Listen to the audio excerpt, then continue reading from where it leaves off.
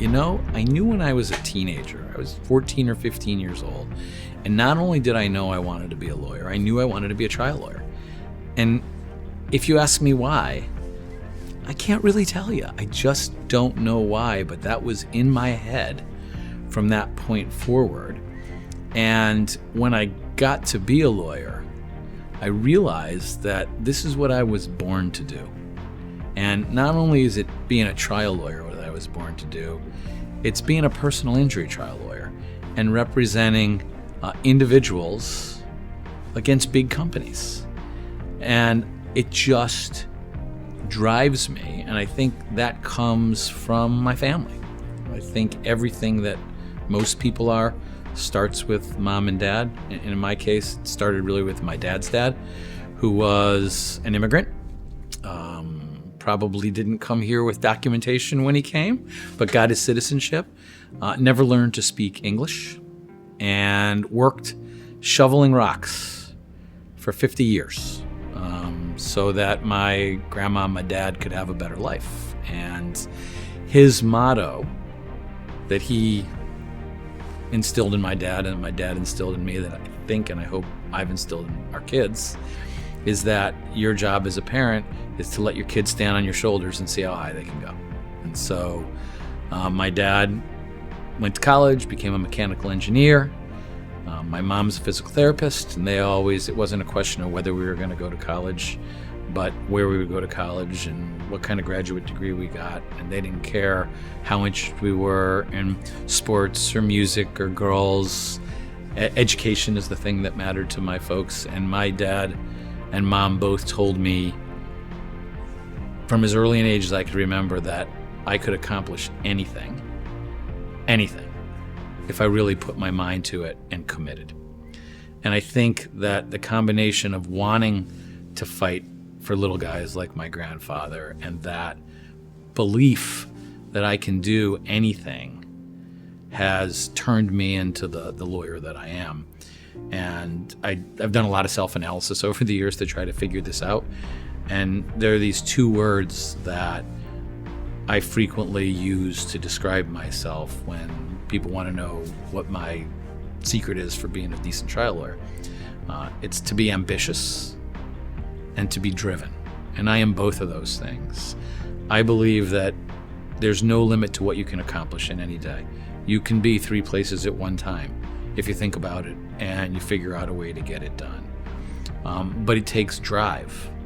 I guess the last part of me is that I am really, really competitive. I am not a good loser. As I've gotten older, I do a much better job of hiding it when I'm unhappy about losing.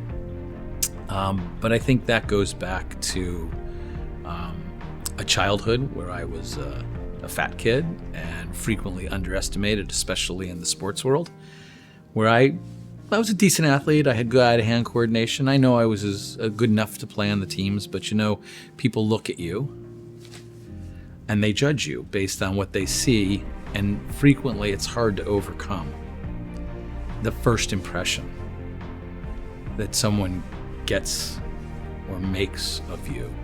I have committed myself to showing the people who underestimated me when I was a kid how wrong they were about me. I think that's probably where the drive comes from. It's also where the competition comes from, because when you're underestimated from the outset, you have to work a lot harder than the guys who look the part to prove that you belong. And so I think the way I got treated is one of the principal things that molded my competitive drive and my desire not to just win, but to really win decidedly, so that folks won't underestimate me again.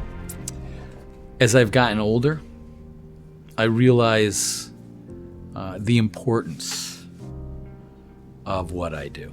Right? When I was a younger lawyer, the competition of being a trial lawyer and the ability to crush the other side, that really floated my boat, and it got me up to go to work every day. And as I got older, and as I listened to stories from my clients about how they'd never known anybody in their whole life who fought for them the way I fought for them, and they'd never forget what I did. And when you represent widows, or you help people save their houses, or you get them a surgery that they couldn't get any other way, you start to realize that the fighting and the competition is more important than you. It's really not about me anymore. When I was a young lawyer, it was all about me.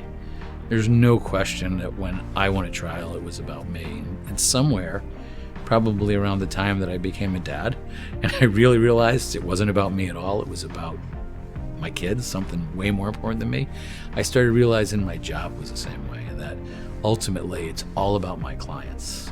And if my client is happy when I'm fighting for them, when I'm driven not just to win but to crush the other side, and when I compete on their behalf, that's the ultimate reward. Because I'm a little older now, and you start to wonder about, what's your legacy. And so I think those things, starting from when I was a kid, when I wanted to fight for people, I kind of am ending up back there where it's more about my clients than about me, and my kind of personality traits of ambition and drive and competitiveness are what makes me want to do this for as long as I have the capacity to do this. I will never retire. I'll have to be dragged out kicking and screaming.